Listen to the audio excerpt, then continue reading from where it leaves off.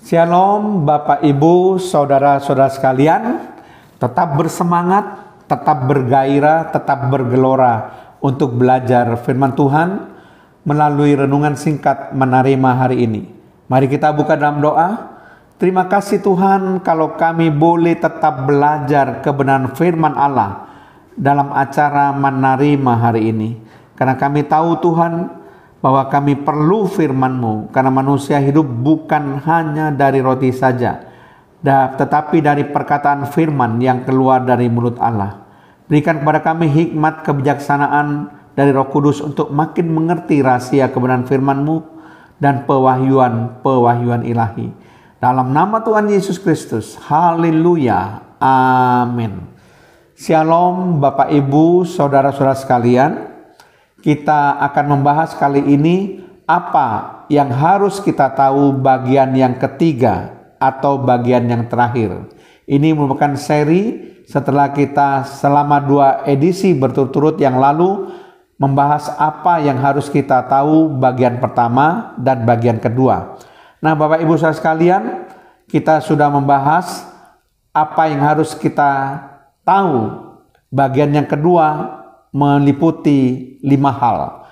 Nah, kita juga akan membahas apa yang harus kita tahu bagian yang ketiga, juga meliputi 5 hal. Kalau bagian yang kedua, hal yang pertama sampai hal yang kelima, dan bagian yang ketiga kita akan teruskan membahas hal yang keenam sampai hal yang ke-10.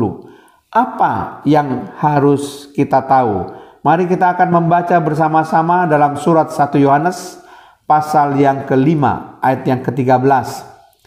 Semuanya itu kutuliskan kepada kamu, supaya kamu yang percaya kepada nama Anak Allah tahu bahwa kamu memiliki hidup yang kekal.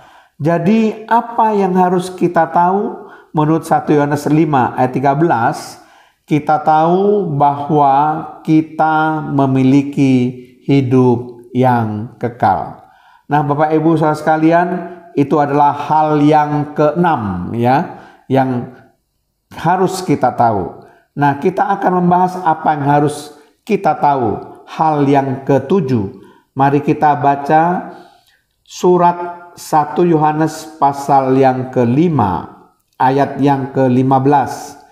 Dan jikalau kita tahu bahwa Ia mengabulkan apa saja yang kita minta, maka kita juga tahu bahwa kita telah memperoleh segala sesuatu yang telah kita minta kepadanya.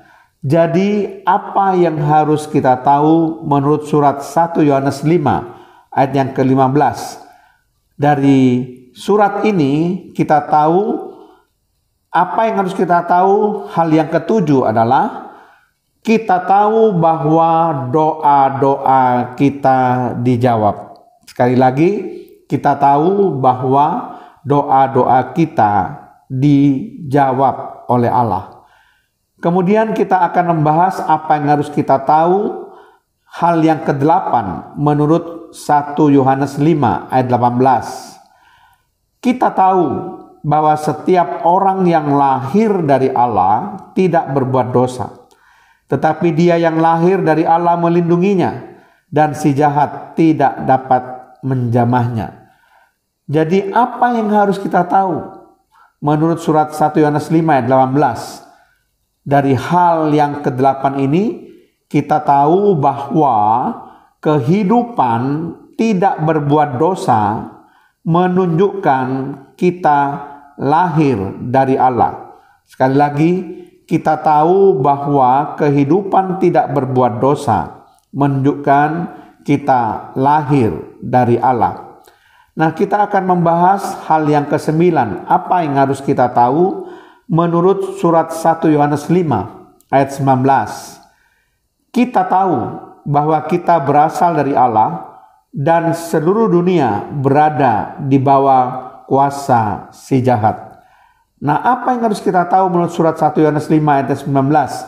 Hal yang ke-9 ini, kita tahu bahwa kita berasal dari Allah, bukan dari dunia yang berada di bawah kuasa iblis. Sekali lagi, kita tahu bahwa kita berasal dari Allah, bukan dari dunia yang berada di bawah kuasa iblis.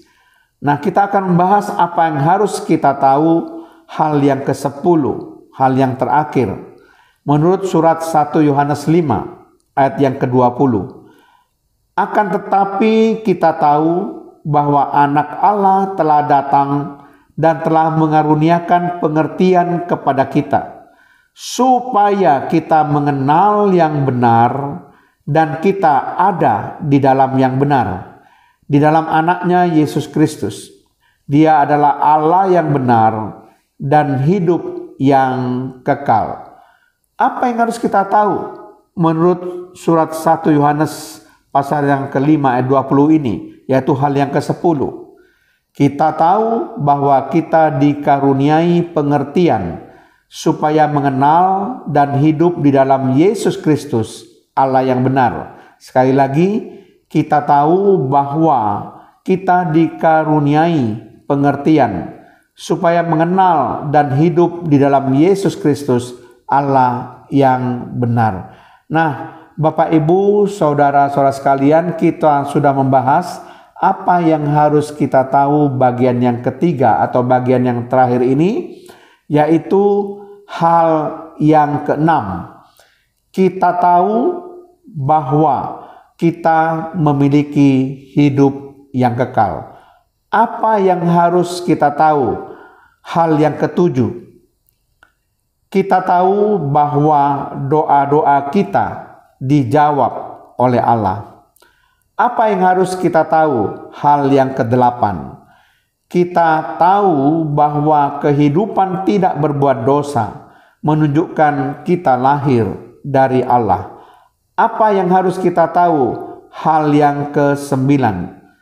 Kita tahu bahwa kita berasal dari Allah, bukan dari dunia yang berada di bawah kuasa iblis. Apa yang harus kita tahu? Hal yang ke-10.